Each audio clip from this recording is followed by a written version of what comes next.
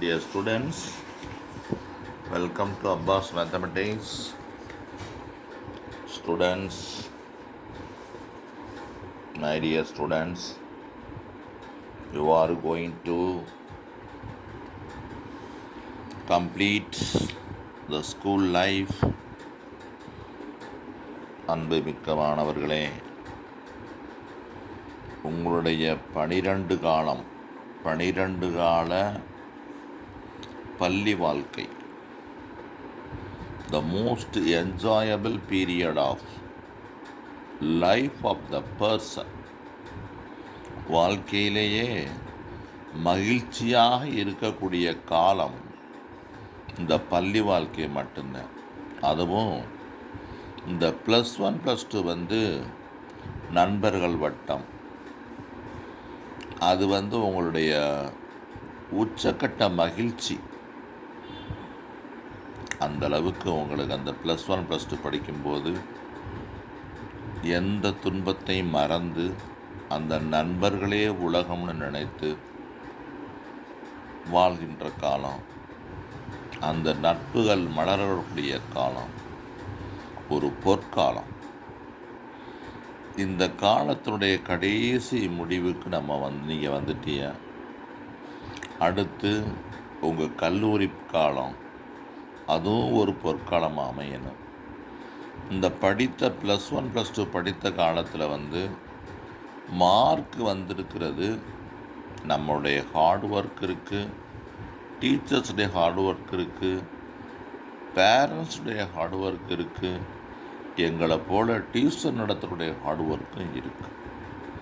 இந்த பையங்களை புரிஞ்சுக்கிட்டு அவனை எப்படி சொல்லிக் கொடுத்தா அவங்களுக்கு புரியும் அப்படிங்கிற மாதிரி நாங்கள் சொல்லிக் கொடுத்து அவங்களுடைய வாழ்க்கையில் குறைச்ச மார்க் எடுக்கணும்னா கொஞ்சம் கூட எடுக்கணும்னா அதை விட கூடவும், நல்லா எக்ஸ்ட்ராஆர்டினரி ஸ்டூடெண்ட்ஸை சென்டம் ஸ்கோர் பண்ணவும் இந்த அனைத்து ஆசிரியர்களும் எங்களை போல் ப்ரைவேட் டியூஷன் நடத்துகிறவங்களும் கஷ்டப்பட்டு சொல்லி கொடுத்துக்கிட்டுருக்கோம்.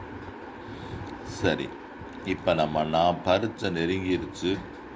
இதில் செய்ய வேண்டியது, நம்ம இப்போ இந்த மேத்தமெட்டிக்ஸை பொறுத்தளவு ஒரு நாளைக்கு 2 சாப்டர், காலையில் ஒரு சாப்டர் 1 மார்க்கு, ஒரு அரை மணி நேரம் கூட ஆகாது.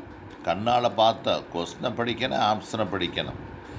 அதுக்கடுத்தா ஏதாச்சும் ஒரு குழு வச்சுக்கிறணும். அதை பார்க்கும்போதே தெரியும். ஒட்டுமொத்த சமயம் போட்டு பார்க்குறது அது ஆரம்பத்தில் ஜூன் மாதம் ஜூலையில் ஒட்டுமொத்த ஒர்க் அவுட் பண்ணி பார்த்துருக்கணும். அதுக்கு நீங்கள் என்ன செய்வீங்க, அந்த எக்ஸாம் நேரத்தில் கண்ணால் பார்த்து விட்டு தெரிஞ்சதை எழுதிட்டு வந்துடுவீங்க. ஆனால் இனிமே ஒரு க்ளூ வேர்டு வச்சு இதுக்கு இது ஆன்சர் அப்படி படிக்கக்கூடாது. இருந்தாலும் இப்போ நம்ம நிலைமை கருதி சும்மா அதுக்கு இப்படி இருந்திருக்கு, இந்த மாதிரி இருக்குது. அப்போ இந்த சொல்யூஷன் x4 இருந்தால் இதுக்கு எத்தனை நம்பர் ஆஃப் சொல்யூஷன் அப்படின்னு இருந்தாக்கா நம்பர் ஆஃப் சொல்யூஷன் 4 கிடைக்க சான்ஸ் இருக்குது. 4 தான் கிடைக்கும். ஏன்னா அது பை குவாட்ரிட்டிக். பவர் 4னா 4 ரூட்ஸ் இருக்கும், பவர் 9னா 9 ரூட்ஸ் இருக்கும்.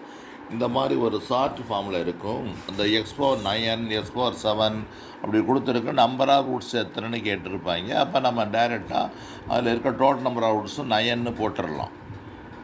அந்த மாதிரி இருக்கும். அந்த மாதிரி ஈஸியாக செஞ்சு முடிச்சிடணும். இந்த 1 மார்க் நேராச்சு. 1 மார்க் உங்களுக்கு நீங்கள் செய்ய வேண்டியது என்ன, காலையில் ஒரு லெசன், சாயங்காலம் லெசன் 1 மார்க்கு முடிச்சிடணும். 12 லெசனில் 6 நாளையில் நீங்கள் என்ன சொன்னால் 12 லெசனே முடிச்சிடலாம். அடுத்து 1 மார்க்கு தரவாக 20 மார்க் எடுத்துட்டா அதுக்கடுத்து கண்டிப்பாக நம்ம ஷியூராக பாஸ், கண்டிப்பாக பாஸு. இன்னொரு விஷயம் என்ன, நீங்கள் ஃபெயிலாக போயிடுவோம் அப்படின்னு நினைக்காதே. கணக்கு ஆல் கொஸ்டின்ஸ் கஷ்டமாக வரும்னு நினைக்காதே. எல்லா கொஸ்டினும் உங்களுக்கு ஈஸியாக தான் வரும். அதில் பயப்படாதீங்க. ஆனால் அந்த எக்ஸாம் டேக்கு முன்னால் நீங்கள் 9:30க்கெல்லாம் என்ன செஞ்சிடணும், தூங்குறதுக்கு ஆரம்பிச்சிடணும். அன்னைக்கு பூரா முழுவதும் நைட்டு முடிச்சு 2 மணி நேரம் படிச்சுட்டு காலையில் விற்குன்னு எந்திரிச்சு, ஆனால் ஸ்கூலுக்கு போனீங்கன்னு வச்சு அங்கேயே பார்த்தா நம்ம கரெக்டாக எக்ஸாம் நேரத்தில் தூக்கம் வந்துடும். அப்போ படித்ததுனா வீணாக போயிடும். அதனால் எக்ஸாமுக்கு நாள் கண்டிப்பாக 9 to 10 நல்லா தூங்கிடுங்க. காலையில் early morning early morning 4:30 5 o'clock மாதிரி எழுந்திரிச்சு நல்லா நீங்கள் ஈஸியாக படிச்சுட்டு ஒரு ரிவிஷன் பண்ணிவிட்டு அழகாக வந்து ஜாலியாக நமக்கு தேவையான டேர்ம்ஸ் மெட்டீரியல் மட்டும் எடுத்துக்கிறானு. இந்த நோட்டு, புத்தகம், பேக்கு, பை அதெல்லாம் கொண்டு போகக்கூடாது. ஒன்றுமே கொண்டு போகக்கூடாது. 2 பேனா, 2 பென்சில், ஒரு ஸ்கேலு, ஒரு ரப்பர், ஒரு ரேசர், இந்த மாதிரி தேவையான ஐட்டத்தை மட்டும் பார்த்து ரப்பர் பண்ண போட்டு டபுளாக ஒரு கட்டு அழகாக நீட்டாக சட்டை பேண்ட் நீட்டாக அயன் பண்ணி குளிச்சு நல்லா இறைவனை பிரார்த்தனை பண்ணிட்டு நீட்டாக போய் எக்ஸாம் எழுதிட்டு வாங்க. உங்களுக்கு எக்ஸாம் வந்து ஈஸியாக இருக்கும். கொஸ்டினை பார்த்தோன்னா பயப்பட பதட்டம் அடையாதியா. உங்களுக்கு கொஸ்டின் படிக்கிறதுக்கு வந்து உங்களுக்கு காமன் கொடுத்துருக்காங்க. எக்ஸாமுக்கு லேட்டாக போகவே கூடாது. நீங்கள் அங்கே 9:30 இருக்கணும்னா 9 o'clock அங்கே இருக்கணும். 9:30 வந்து வர சொல்லியிருந்தாங்கன்னா 9 o'clock இங்கே ஸ்கூலில் அந்த எக்ஸாம் சென்டரில் இருக்கணும். அதன்படி பார்த்துக்கோங்க. ரிலாக்ஸாக போங்க. அதை படிக்கலையே இதை படிக்கலையே ஒருத்தன் சொல்லுவேன் இதை படிச்சுட்டேன் அதை படித்தேன் அதெல்லாம் ஒன்றும் காலம் வாங்கிக்கிறாதிய. நீங்கள் படித்ததை அழகாக ரிவிஷன் பண்ணுங்க. மனசுள்ளே அப்படி பாருங்கள். மகிழ்ச்சியாக இருங்க. எக்ஸாம் கொஸ்டின் பேப்பர் ஈஸியாக வரும். கொஸ்டின் பேப்பரை வாங்கின பிறகு நீங்கள் வந்து 15 நிமிஷம் கொஸ்டினை மட்டும்தான் படிக்கணும். எழுத ஆரம்பிக்கக்கூடாது. வரிசையாக கொஸ்டினை பாருங்கள். கொஸ்டினை திருப்பி படித்து பாருங்கள். புரியாத கொஸ்டினாக தான் திருப்பி படித்து பாருங்கள். படித்து பார்த்துட்டு அதில் என்ன கேட்டிருக்கு, நம்ம என்ன ஆப்ஷன் வரும் அப்படிங்கிற மாதிரி அதை செஞ்சுருங்க. 2 மார்க்கு வரும்போது என்ன செய்யணும்னா உங்களுக்கு அந்த கொஸ்டினை வந்து நிச்சயமாக உங்களுக்கு தெரிஞ்ச 2 மார்க்கு நிச்சயமாக 5 இருக்கும். நான் மீடியமாக படிக்கிறேன், புவர் ஸ்டூடெண்ட்டு, அதாவது ஸ்லோ லேர்னர் அந்த மாதிரி ஸ்டூடெண்ட்டு சொல்லிகிட்டு இருக்கேன். கொஸ்டின் பேப்பர் திருப்பி படித்து பார்த்தா அதுக்குள்ளே ஆன்சர் இருக்கும். அதனால் நீ ஈஸியாக என்ன செஞ்சாலும் அதுக்குள்ளே பார்த்து ஆன்சர் கரெக்ட் பண்ணிடலாம். வேறு என்ன கொஸ்டின் கேட்டிருக்கேன்னு அடுத்து பார்த்துக்கணும். இந்த மாதிரி கம்பல்சரி கொஸ்டின் வந்து என்ன கொடுத்துருக்கோ அதை எழுதிட்டு அதில் ஏதாவது சால்வ் பண்ண முடியுமான்னு பார்த்து அதை முடிஞ்ச 2-3 ஸ்டெப்பு போட்டு வச்சுருக்கணும். தெரிஞ்சவங்க கண்டிப்பாக எல்லா ஸ்டெப்பையும் போட்டு, தெரியாதவங்க கிவன் வேல்யூஸ் எழுதி அது ஏதாச்சும் 2-3 ஸ்டெப்பு அட்ஜஸ்ட் பண்ணி கடைசியில் எடுத்துகிட்டு அதை எடுத்து தேர்ஃபோர் m = 5 தேர்ஃபோர் a.b = 0 இந்த மாதிரி ஏதாச்சும் ஒன்று கேட்டிருப்பா கொஸ்டின். ஏயும் பியும் பெர்பெண்டிகுலர் ஒரு கிரியேட்டட் சம்மாக தான் இருக்கும். அது இதுவரையும் கேட்டதாகவும் இருக்கலாம், கேட்காதாகவும் இருக்கலாம், பழைய புக்கில் வந்து எடுத்துருக்கலாம். அந்த மாதிரி நீங்கள் பார்த்துக்கோங்க. அதனால் எந்த கொஸ்டினையும் விட்டுறாதீங்க. 1 மார்க் எடுத்தோன்னே எழுதிடுங்க. ஆப்ஷனை போட்டு ஆன்சர் எழுதணும். அதை நீட்டாக எழுதணும். ஒரு பக்கத்துக்கு வந்து குறைஞ்ச 20 ஒரே பக்கத்தில் முடிக்கிற மாதிரி பார்த்துக்கோங்க. ஏன்னா வந்து நீங்கள் வந்து அங்கிட்டு திரும்பும் போது நீங்கள் திரும்பி பார்க்கும்போது கன்ஃபியூஸ் ஆகிரும். நம்பர் மாற்றி போட்டாலும் போடுவோம். 1 மார்க்கு ஃபஸ்ட்டு பேஜில் 20 1 மார்க்கு அழகாக நீட்டாக அப்படியே போட்டு ஆப்ஷன் ஏ அதுக்குள்ளே answer, option second question option B அதுக்குள்ளே ஆன்சர் ஓட்டுது. என்ன ஆப்ஷன் வருதோ அதை எழுதி அதுக்குள்ளே ஆன்சரையும் எழுதணும். 1 மார்க்கு வந்துருச்சு. அதுக்கடுத்து 2 மார்க் போடும்போது தெரிஞ்சதை செஞ்சுட்டு அதில் சில சமயம் என்ன இருக்குன்னா ப்ரூவ் தட் அப்படின்னு கொடுத்துருக்கோம். ஏன்னா நிறுவுகணம் கொடுத்துருக்க வாய்ப்பு இருக்குது. அந்த நிறுவுக கணக்கை வந்து கண்டிப்பாக நீ செஞ்சு ஆகணும். தெரிஞ்சவனும் சரி தெரியாதவனும் சரி. தெரிஞ்சவன் வந்து எந்த சம் நல்லா தெரியுதோ அதை செஞ்சுருங்க. தெரியாத பையன் இங்கே வந்து முடிஞ்சளவு கொஞ்சம் யோசிச்சு பார்த்து அதை ரிலேட்டடாக செஞ்சு வைங்க. கண்டிப்பாக அந்த நிறுவ கணக்கு வந்துருச்சுன்னா அந்த கணக்கு எடுத்து எழுதிட்டு என்ன கொஸ்டின் கேட்டிருக்கானோ அதை 2-3 ஸ்டெப்பு செஞ்சு வந்துட்டு கடைசியில் எழுத வேண்டியது அதை என்ன ப்ரூவ் பண்ண சொல்லியிருக்கானோ அதை எழுதி என நிறுவப்பட்டதுன்னு எழுதிருங்க. இந்த மாதிரி அந்த 6 மார்க் 3 மார்க் 2 மார்க் கொஸ்டினில் வந்து ஒரு 3 கொஸ்டின் வந்திருக்கும். இந்த மாதிரி நீ ஸ்டெப்பு போட்டு 3 ஸ்டெப்பு அதை எழுதிட்டின்னா அந்த அட்லீஸ்ட் ஒரு கொஸ்டினுக்கு 1 மார்க் போட்டால் 3 கொஸ்டின் 3 மார்க் வந்துடும். அது ஒரு 3 மார்க் கிடச்சிருச்சு. ஏற்கனவே உனக்கு ஏதாச்சும் இந்த ட்ரூத் டேபிள் அப்புறம் வந்து இந்த இது A*B இந்த மாதிரி கணக்கில் வந்து உனக்கு ஏதாச்சும் 1-2 தெரிஞ்சிருக்கும். அதை வச்சு செஞ்சிடலாம். அப்போ அதுக்கடுத்து 3 மார்க் வாங்க. முக்கியமான விஷயம் வந்து கொஸ்டின் நம்பர் போடாமல் எழுதுனீங்கனாக்கா நீங்கள் அதுக்கு வந்து எல்லாமே ரைட்டாக இருந்தாலும் அவங்க மார்க்கு போட மாட்டாங்க.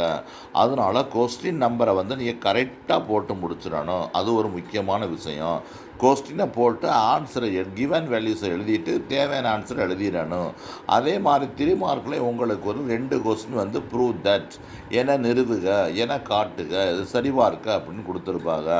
அந்த மாதிரி சமயத்தில் வந்து அந்த செம்மை எழுதி புவர் ஸ்டூடெண்ட்ஸ் சொல்கிறேன் அந்த ஸ்டூடெண்ட்ஸ் அந்த செம்மை எழுதிட்டு 2-3 ஸ்டெப்பு போட்டு வச்சு தெரிஞ்சால் நல்லா செய்யணும், தெரியாத 2-3 ஸ்டெப் போட்டு வச்சுட்டு மறுபடியும் கணக்கில் வெரிஃபிகேஷன் அந்த இது வெரிஃபை பண்ணு அப்படின்னு சொன்னாங்கன்னாக்கா கணக்கு எடுத்து எழுதி ஹென்ஸ் வெரிஃபைடு அப்படின்னு போடணும், அல்லது என சரிபார்க்கப்பட்டது அப்படின்னு செஞ்சிடணும். அதே மாதிரி இப்போ கம்பல்சரி சம்மு தெரியுதோ தெரியலையோ செஞ்சு வச்சுருங்க. சில நேரத்தில் அந்த சம்மில் வந்து ஏதாச்சும் ஒரு ஈக்குவல் மைனஸு ப்ளஸ்ஸு ஏதாச்சும் கவர்மெண்ட் கொஸ்டின் எப்படியே ஆட்டோமேட்டிக்காக பிரிண்டிங் மிஸ்டேக்காக ஏதாச்சும் இருந்துச்சுன்னா இந்த கொஸ்டினை அட்டன் பண்ணி சும்மா கொஞ்சம் ஸ்டெப் போட்டு வச்சுருந்தா உனக்கு மார்க் கொடுத்துருவாங்க. அந்த கிரேஸ் மார்க் ஈஸியாக கிடச்சிடும், அதனால் விட்டுறாதியா. ஆனால் எல்லா கொஸ்டினையும், அதாவது 6 கொஸ்டின் எழுத சொன்னால் 7 கொஸ்டின் எழுத சொன்னாலும் 7 எழுதிடணும். 6 வந்து அட்டன் பண்ணணும், 7 கம்பல்சரியாக இருக்கும். அந்த மாதிரி அதே மாதிரி 5 மார்க் வந்தீங்கன்னா பார்ட்டு அந்த எழுதிட்டு கொஸ்டின் நம்பர் போட்டு அந்த சம்மு பெரும்பாலும் cos alpha plus beta, cos alpha minus beta, sine alpha plus இந்த மாதிரி உள்ள சம்முகளை வந்து ஸ்கூல்லேயும் சொல்லி கொடுத்துருப்பாங்க, டியூஷன்லேயும் சொல்லி கொடுத்துருப்பாங்க. அது எப்படி ஒரு சில ஸ்டெப்ஸ் இருக்குது, அதை எழுதி அதை நீங்கள் என்ன செஞ்சிடணும், அதை எழுதிட்டு வந்துடணும். இந்த மாதிரி கணக்கில் வந்து சரிபார்க்க நிறுவுகள் இதுலேயும் சில கணக்குகள் வரும். அப்போ அந்த மாதிரி கணக்கில் முடிஞ்சளவு செஞ்சு பார்த்துட்டு டயக்ராம் தேவையான இடத்துல வரைஞ்சிட்டு, டயக்ராம் வந்து பேனாவை கொண்டு வரையக்கூடாது, பென்சிலை கொண்டு தான் வரையணும். எக்ஸ் ஆக்சிஸ், ஒய் ஆக்சிஸ், அந்த பிக்யூ ஆங்கிள் ஆல்ஃபா பீட்டா இந்த மாதிரி இதெல்லாம் மென்ஷன் பண்ணிட்டு ஐஜேகே இதெல்லாம் போட்டு அழகாக பென்சிலில் வந்து வரைஞ்சி வச்சுட்டு அதுக்கு ஒரு தனி மார்க் இருக்குது. அப்புறம் ஏ எழுதணும், பி எழுதணும், ஏ டாட் பி எழுதணும். அப்புறம் ஏ டாட் பி மறுபடியும் இந்த ஃபார்முலா அப்ளை பண்ணி எழுதணும். அப்புறம் 1 and 2 போட்டு எல்ஹெச்எஸ் ஈக்குவல் ஆர்எஸ் போட்டு சம் எடுத்து எழுதி ப்ரூஃப்டு ஹென்ஸ் ப்ரூவ்னு போட்டோம்னா இதுக்கே உனக்கு 4 மார்க் கிடச்சிரும். வேர்ட்ஸ் முடிஞ்சால் வந்து உனக்கு எழுதிக்க ஏ என்பது ஒரு புள்ளி, பி என்பது ஒரு புள்ளி, அது ஏ என்பது நிலை வைட்டார், அதனால் அழகு விட்டார், அப்படி என்ன அது சம்மந்தப்பட்டதா அப்படின்னு எழுதிடணும். இந்த மாதிரி எழுதிட்டாவே உங்களுக்கு வந்து அந்த ஈஸியாக பாருங்கள். நீங்கள் படிக்காமலேயே எந்த 1 மார்க்கை மட்டும் படிச்சுட்டு மற்றதை படிக்காமலே ஈஸியாக மேக்ஸில் எக்ஸ்டர்னலில் மட்டும் 40 மார்க் எடுத்துடலாம். இன்டர்னல் மார்க் ஒரு 10 மார்க்கு ஈஸியாக மினிமம் 50 மார்க் எடுத்துடலாம். ஆமாம், அதை பார்த்துக்கங்க. அதுக்கடுத்து எக்ஸாமுக்கு போகிற அன்னைக்கு நல்லா நாம் அதை சொன்ன மாதிரியே நீட்டாக 9 to 10 தூங்கிட்டு அழகாக விளையாட படிக்க ப்ரிப்பேர் பண்ணி போங்க. போகும்போது நர்வஸ் ஆகாதீங்க, நல்ல பயபக்தியோடு போய் அழகாக எழுதிட்டு வாங்க. இந்த மாதிரி பார்த்துக்கங்க. உங்களுக்கு வந்து ஈஸியாக மார்க் எடுத்துடலாம். நான் உங்களுக்கு ஒன்று சொல்கிறேன், இந்த ஒரு சின்ன ஒரு டயலாக் ஒன்று சொல்கிறேன். டயலாக் வந்து நம்ம டியூஷனை பற்றி தான் சொல்கிறேன். அது பாருங்கள். அது எப்படின்னா, நம்ம யூடியூப் சேனல் ஆரம்பிச்சிருக்கோம். அதில் சில டைலாக்கு வந்து நம்ம போட்டிருப்பேன், ஏற்கனவே பல போட்டிருப்பேன். இந்த 1000 அந்த இது ஒரு டைலாக் பார்த்துருப்பீங்க. Mathematics is the queen of science, அப்பாஸ் த கிங் ஆஃப் மேத்தமெட்டிக்ஸ் அப்படிலாம் போட்டிருப்போம். இது வந்து இதெல்லாம் அதை வந்து விமர்சனம்லாம் பண்ணாது உங்கள் விருப்பம். ஆனால் வந்து எனக்கு ஸ்டூடெண்ட்ஸ் தான் இதை சொன்னது. நான் இப்போ ஒன்று சொல்கிறேன், கவனிச்சுக்கோங்க. நான் யூடியூப் சேனலில் வந்து ஒரு சென்டென்ஸு பண்ணுற போகிறேன் பாருங்கள். அப்பாஸாரின் கணக்கு பார்த்தால் ஹை மார்க்கு வரும், நல்ல கட் ஆஃப் மார்க்கு வரும், டாப் 10 காலேஜில் சீட்டு வரும், நல்ல வாழ்வு வரும், எல்லோரையும் வாழ வைப்போமே. நல்லா பார்த்துக்க. இது வந்து உங்களுக்கு வந்து ஒரு இதுக்காக சொல்கிறேன். நீங்கள் வந்து நல்லா படித்து நிறையா மார்க் எடுக்கிறதுக்கு பார்த்துக்குங்க. இன்னும் உங்களுக்கு ஏதாச்சும் any advice you want, comment and call me through my phone number, phone any time. அதனால் டியர் ஸ்டூடெண்ட்ஸு, நீங்கள் வந்து அது கடைசி நேரத்தில் வந்து நம்ம படிக்காமல் விட்டுறாமல் நான் சொன்னதை ஃபாலோ பண்ணிக்கோங்க. குறிப்பாக அந்த ஒரு மாதத்துக்கு நீங்கள் வந்து என்ன செய்ய, நைட் நேரத்தில் வந்து நான்வெஜ்ஜு சாப்பிட்றாதீங்க. நான்வெஜ்ஜு வீட்டில் செஞ்சு கூட சாப்பிட்லாம், வெளியில் சாப்பிட்டீங்கன்னா உங்களுக்கு அது ஒரு சின்ன பிரச்சனை வந்தாலும் வரும். அடுத்த நாள் வந்து எக்ஸாமில் போய் நல்லா லைட் ஃபுட்டு தான் மார்னிங் டயத்தில் எடுத்துகிட்டு போகணும். வந்த பிறகு கூட நீங்கள் நல்லா சாப்பிட்டு ஒரு 1/2 மணி நேரம் 1 மணி நேரம் தூங்கிட்டு நீங்கள் அப்புறம் வந்து படிக்க ஆரம்பிச்சிருங்க. அதனால் ரொம்ப லேட் நைட்டாக படித்தீங்கன்னா எக்ஸாம் ஹாலில் வந்து மைண்டு சோர்வாகி உங்களுக்கு வந்து ஏதாச்சும் தொந்தரவு வரும். அது வரக்கூடாது. அதனால் நீங்கள் ஃபஸ்ட் நாளே எல்லாம் ப்ரிப்பேர், ஹால் டிக்கெட் அது ஸ்கூல்லேயே கொடுத்துருவாங்க.